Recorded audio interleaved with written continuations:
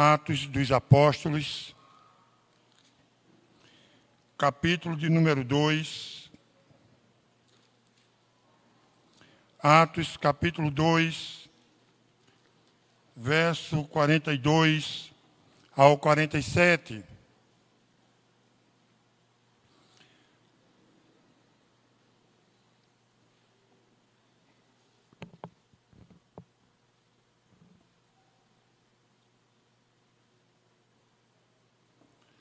Eu vou ler o verso 42, a igreja, 43 e assim, até o verso 47. Diz assim a palavra do Senhor, Atos 2, 42.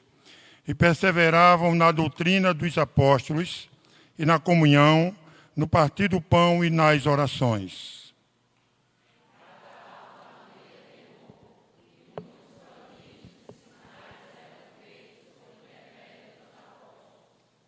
Todos que creram estavam juntos e tinham tudo em comum.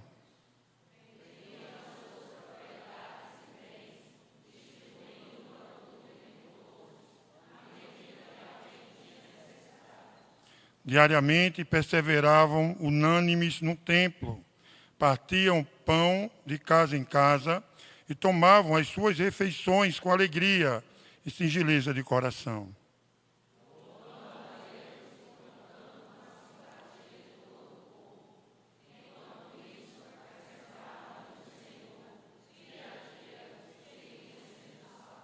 Vamos orar ao Senhor. Senhor, nós queremos te agradecer, te louvar, bendizer o teu nome. Ó Deus, muito obrigado, porque no dia do Senhor, o Senhor nos deu condições de estarmos aqui na tua presença para te louvar, para cultuar ao Senhor, juntamente com os nossos irmãos. Ó Deus, neste momento, que o Senhor venha falar aos nossos corações através da tua palavra. O Senhor venha nos direcionar, nos exortar, nos animar. Ó Deus, acalmar também os nossos corações. Direcionar a tua igreja, ó Deus, dando um norte para o teu povo. Ajuda-nos, Senhor, pois somos dependentes de ti. E sem ti nada podemos fazer. Que teu Espírito Santo nos ilumine para falarmos da tua parte. Em nome de Jesus Cristo, teu Filho, assim nós te oramos e te agradecemos. Amém. Meus irmãos, esse livro, conhecido como o livro histórico do Novo Testamento, foi escrito por Lucas, que não era apóstolo, mas um médico. Ele escreve não só o Evangelho de Lucas, mas também esse livro, provavelmente para uma pessoa. Você vai ver isso logo no início do Evangelho de Lucas e também nesse livro, que ele escreve provavelmente para uma pessoa chamada Teófilo. Provavelmente um amigo ou alguém que estava com ele, que ele estava tentando convencer do Evangelho, da pessoa de Cristo. Ele escreve por volta do ano de 60, 62, depois de Cristo. E neste livro, diante de tantos ensinamentos, nós também aprendemos a história da igreja. Quando Cristo vai ser de fato assunto aos céus, e agora ele deixa os seus apóstolos, e os apóstolos seguem a missão de levar esse evangelho, e aí vai se iniciando, chegando às igrejas. O texto que nós lemos, ou o contexto do texto que nós lemos, você vai ver logo no capítulo 1, Jesus ele passa ainda 40 dias com os seus apóstolos. Depois ele vai ser assunto aos céus.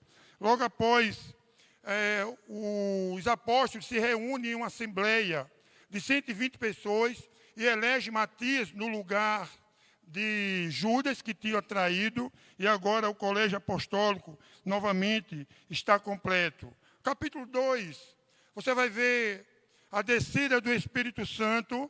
E Pedro, o apóstolo Pedro, a partir do verso 14 do capítulo 2, pregando um sermão, que vai do verso 14 ao verso 41. E aí no verso 41, que eu gostaria também de ler, ele diz: então os que aceitaram a palavra foram batizados, havendo um acréscimo naquele dia de quase 3.000 pessoas. A igreja agora estava crescendo. Aquilo que Jesus Cristo tinha falado para os seus apóstolos, que eles deveriam pregar o Evangelho e anunciar o Evangelho, uma palavra de arrependimento. Agora, Jesus sendo assunto aos céus, esses homens eles começam a pregar, e é interessante que é Pedro que prega esse sermão, e nesse sermão 3.000 pessoas se convertem. Num só momento, na igreja chegam 3.000 pessoas. Essas pessoas são batizadas. Mas agora, como elas devem viver? Como elas devem se comportar? Como deve ser o procedimento desses irmãos dentro da igreja?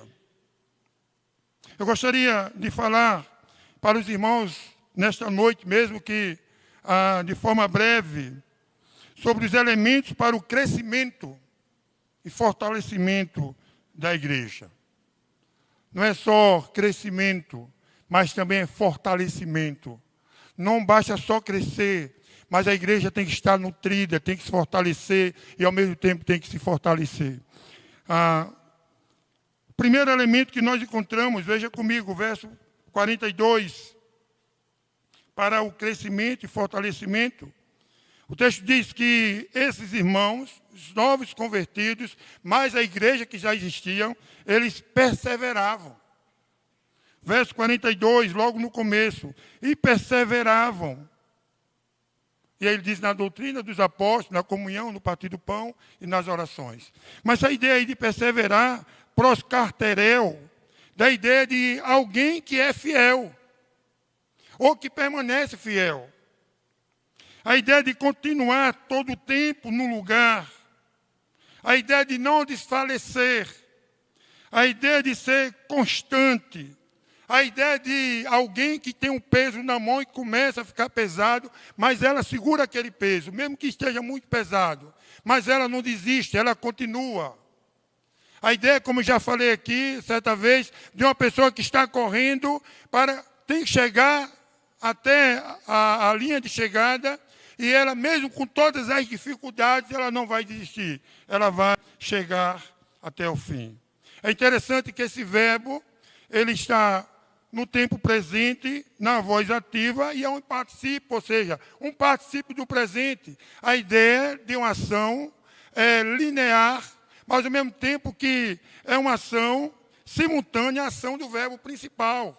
Ou seja, o tempo que eles estavam perseverando, vocês vão ver que existem outros verbos que automaticamente eles vão fazendo. E agora, irmãos, é interessante nós entendermos que essa perseverança, ela vem da própria igreja.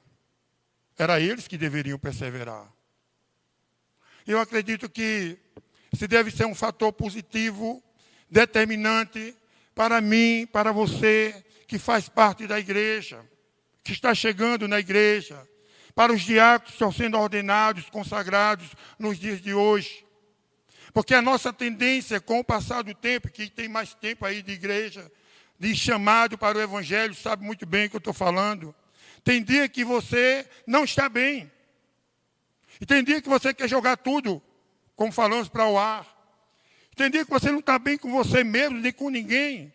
Tem dia que você está em casa e não quer vir para a igreja. Tem dia que você quer desistir da caminhada cristã.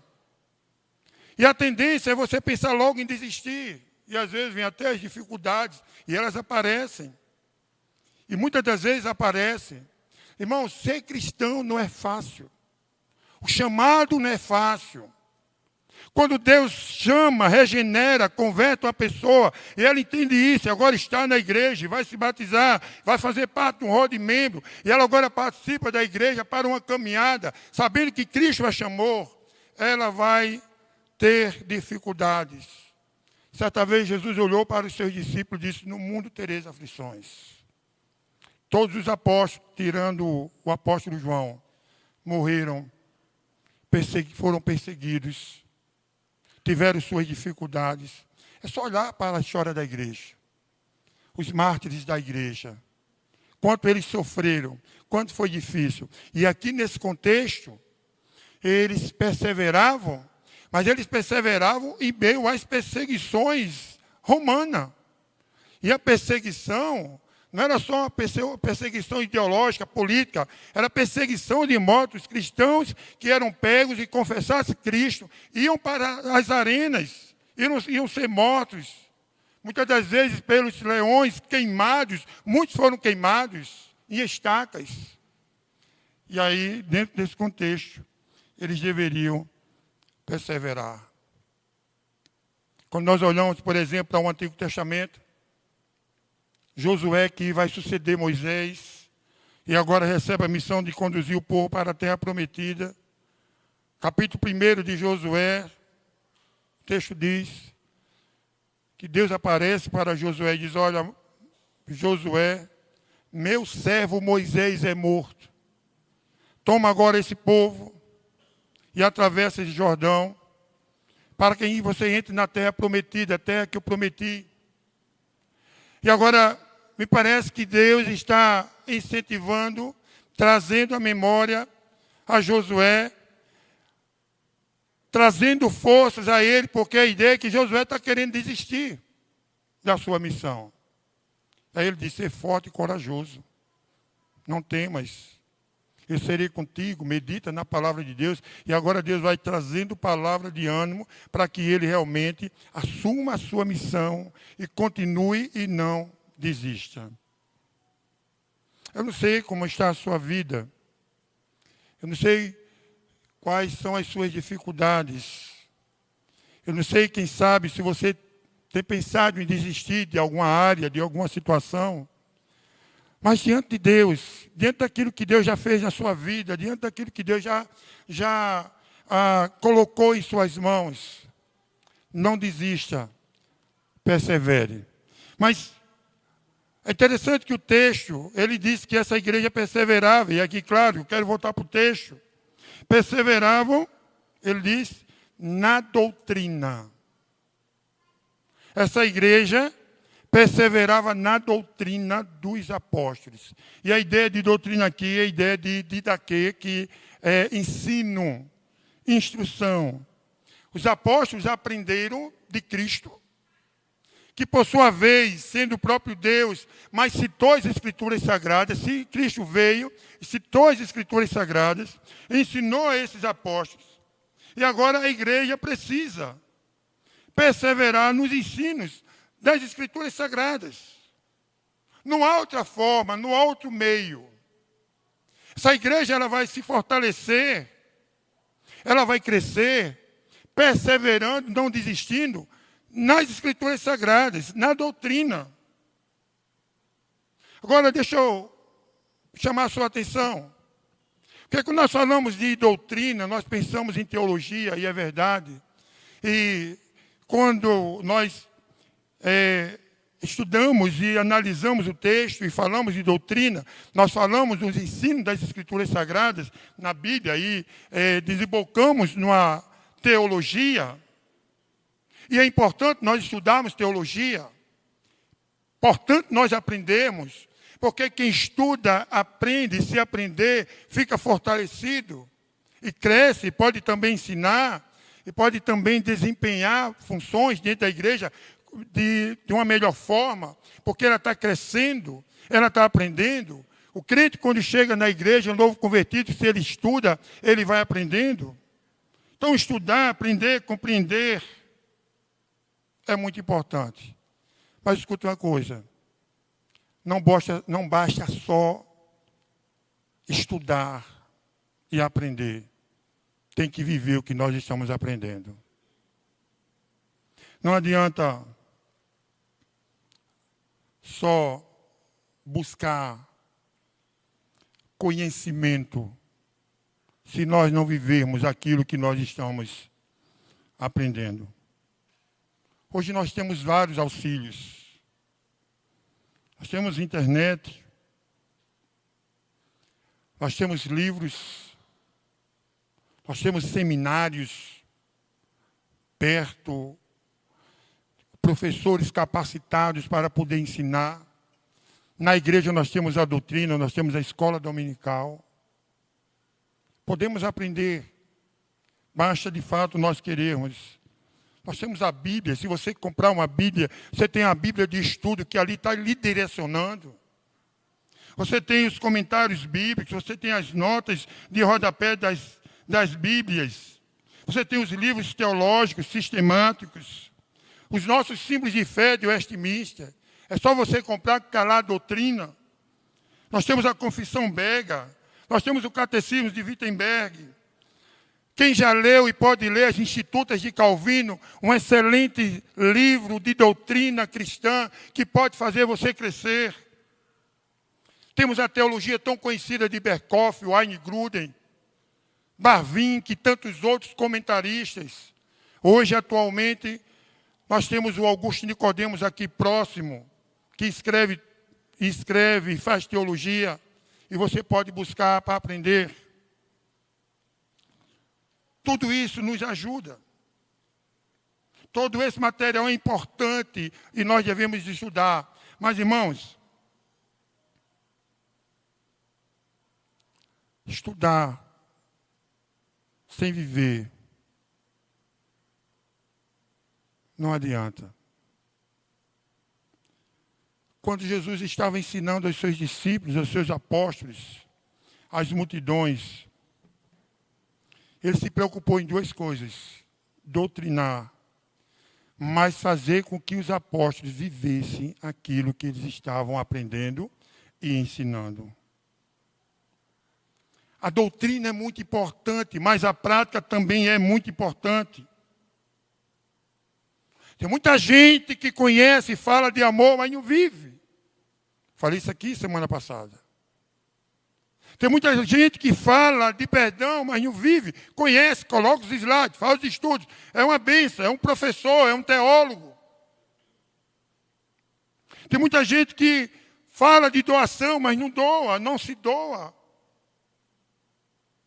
Não adianta, a igreja ela tem que perseverar na doutrina, mas essa doutrina vem com o que você vai aprender. E você deve buscar isso. Mas não é só você aprender, você tem que aprender, mas você tem que colocar em prática. Mateus 7, 28.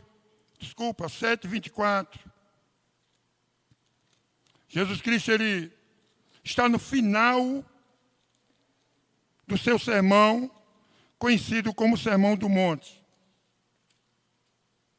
Ele começa esse sermão no capítulo 5, nas bem-aventuranças. Bem-aventurado, ele vai falando, bem-aventurado. E ele começa agora a trazer alguns ensinamentos. Ele vem falando de tudo, de oração, de doação, de perdão, de como se dá esmola. Quando ele chega no verso 24, ele diz: todo aquele, pois, que ouve estas minhas palavras e as pratica, será comparado a um homem prudente, ou seja, um homem sábio, um homem inteligente. Não é só ouvir, não é só aprender. Irmãos, nós precisamos praticar. A igreja, ela cresce, ela se fortalece quando ela persevera na doutrina dos apóstolos, aprendendo, mas também praticando. E ele diz aqui, no verso de número 26, e todo aquele que ouve essas minhas palavras e não as praticam, será comparado a um homem insensato, tolo. E é interessante que alguns tradutores colocam como ímpio ou incrédulo. Aqueles que aprendem a teologia, mas não praticam, é a mesma coisa de um incrédulo. Não sei se vocês, claro que os mais velhos aqui conhecem, talvez os mais novos não, mas eu acho que acredito que esteja viu um repórter muito conhecido chamado Cid Moreira. E aí muitas pessoas ainda ouvem nos áudios a Bíblia na voz de Cid Moreira, uma voz muito bonita. Pergunte se ele é crente. Certa vez eu vi ele num programa e as pessoas choraram porque ele recitou o Salmo 23. Muito bonito. Mas aprender e estudar é uma coisa. Aprender a estudar, irmãos, sem viver, nós não estamos indo a lugar nenhum. Essa igreja, ela crescia e ela se fortalecia porque ela perseverava, e perseverava na doutrina dos apóstolos, e aí ele continua na comunhão, coinonia, que dá a ideia de uma relação, de uma intimidade. Isso traz, irmãos, a ideia também de doar uns para com os outros. A igreja, quando ela vive em comunhão, ela vive em paz. Se nós já temos essa comunhão com o Pai, com o Filho, com o Espírito Santo, porque Deus fez isso. A palavra de Deus diz que antes nós éramos inimigos de Deus, mas Cristo ali na cruz morreu por mim e por você. E agora nós somos amigos de Deus. Essa comunhão foi Deus que nos deu. Mas a partir daí agora eu devo perseverar também na comunhão com o meu próximo. Buscar uma intimidade, porque Deus já fez isso comigo. E aqui eu entendo que quem vive nessa relação, nessa intimidade, nessa comunhão, você vai ver que essa igreja aqui, verso 44, verso 45, verso 46, eles viviam tudo em comum. Eles viviam em casa, tomando as suas refeições, dividindo o pão. Eles viviam numa alegria constante, aquela comunhão entre os irmãos, numa paz, buscando essa paz e querendo essa paz. A igreja que busca a comunhão, que busca a paz, que vive de fato buscando no seu próximo, com o seu irmão. Essa intimidade. A igreja vai se fortalecendo e a igreja vai crescendo. Ela perseverava na doutrina, na comunhão, e aí o texto diz, no partir do pão. E aqui, a maioria dos comentaristas dá a ideia de que eles participavam da ceia. Partir a ideia de quebrar, e aí eles direcionam ali, lá em Coríntios, capítulo 11, quando Paulo vai falar da ceia do Senhor. É claro que nós precisamos perseverar no partir do pão, se for na direção da ceia do Senhor. E tem uma coisa que me preocupa, eu vou dizer o que é. O reformador João Calvino, ele até que tentou lá em Genebra, ministrar a ceia todo domingo. Ele até que tentou, mas não conseguiu. A ceia do Senhor é um meio de graça e é um elemento de culto. Se é elemento de culto, nós podemos fazer como fazemos com os dízimos e ofertas todo domingo. Não há nenhuma dificuldade nisso. Aliás, era o correto. Mas as igrejas, de alguma forma, começaram a fazer uma vez por mês, virou uma praxe. E aí nós nos preparamos, criamos expectativas para uma vez por mês, e aí no primeiro domingo do mês, chegamos na igreja em comunhão com os nossos irmãos, perseverando nessa doutrina, partiu o pão, como Jesus fez, partindo o pão, tendo dado graças, e pegando o pão, tendo dado graças, o partiu e disse, isso é meu corpo que é dado por vós, fazer isso em memória de mim. E eu vou dizer o que é que me preocupa. Tem irmão que no domingo de ceia não vem para a igreja. E aí, irmãos, nós devemos perseverar nisso. Devemos perseverar. Porque, repito, ser cristão não é tão fácil. É nesse dia que você vai ter dificuldades, vai ter luta. Mas pense, você vai ter a oportunidade de participar espiritualmente, se alimentar espiritualmente de Cristo, do corpo e do sangue de Cristo. Se você perde esse momento, você só vai ter no próximo mês. E aí, quem sabe, no outro mês, você falte. Como é que está a sua vida? Então, essa igreja, ela crescia e se fortalecia, perseverando, e perseveravam na doutrina, na comunhão, no partir do pão. E aí ele vai dizer, por último, nós vamos encerrando, nas orações. A igreja que perseverava em oração. Eu confesso aos irmãos que nossa igreja ora pouco. Nós oramos pouco. Existem algumas igrejas que oram mais. E é conhecida até por oração. E confesso também que a oração é fruto de uma perseverança de cada um de nós. E lembre que aqui era a igreja, cada um irmão daquela igreja deveria perseverar na doutrina, na comunhão, no partir do pão e nas orações. Então eu devo perseverar, você deve perseverar nas orações. Eu já vi uma pessoa tentar argumentar e perguntar, pastor, para que nós vamos orar se Deus já sabe tudo?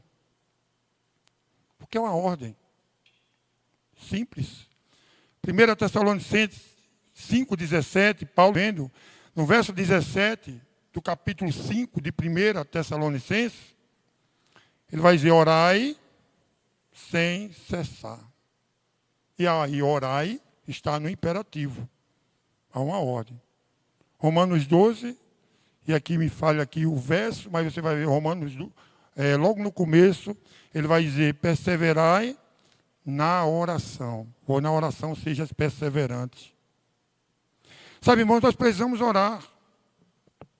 Nós precisamos de Deus. Eu preciso, você precisa. Nós temos as nossas petições diante de Deus, nossas lutas, nossas dificuldades, os nossos filhos, o nosso casamento, o nosso trabalho, pedir para a porta de emprego, pedir para Deus cure, restaure, que Deus abençoe, que Deus sare. Para os jovens que cheguem à universidade, que chegue o primeiro emprego, que chegue o casamento, chegue o varão e a varoa, né? Para que possa casar. Mas a gente só pensa.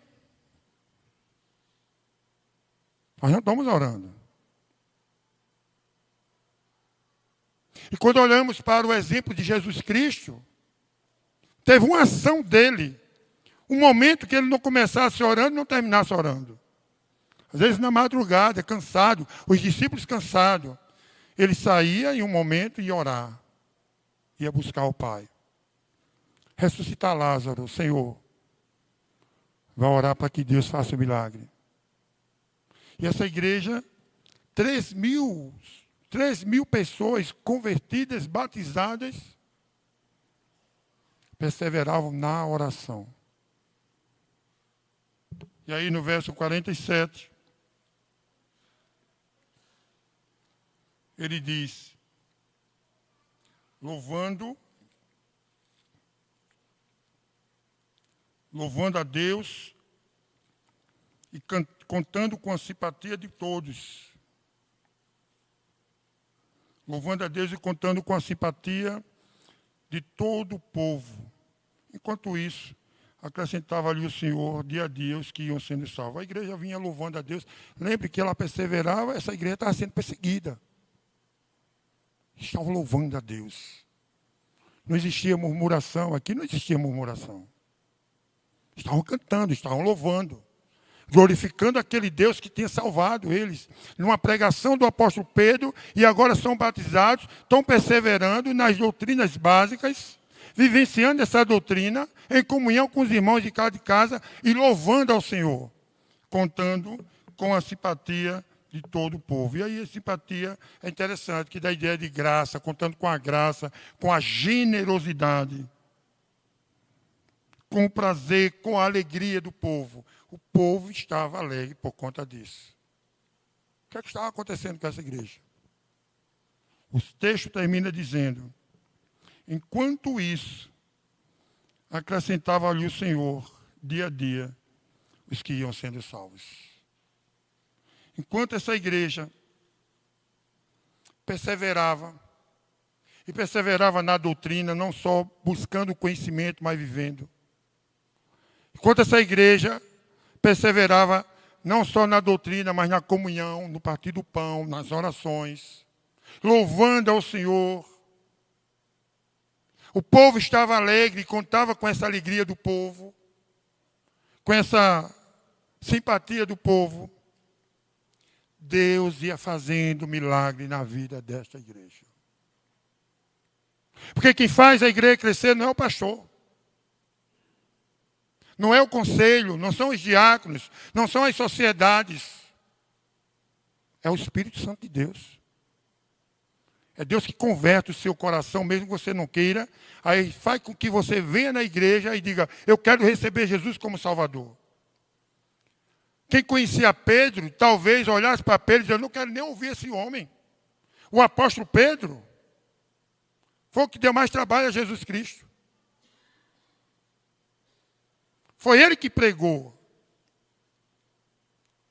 Mas foi o Espírito Santo de Deus que converteu as pessoas.